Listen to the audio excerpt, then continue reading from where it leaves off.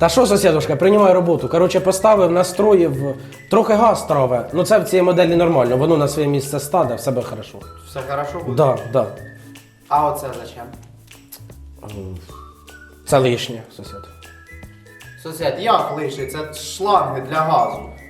Та як же ж це шланги для газу, як я вже настроїв котел? Як же ж це може бути шланги для газу? Ладно, сусід, пішов я, коротше, набереш, може. Сусід, піди газу, понюхай, може, ще. Та лучшу ідею якусь.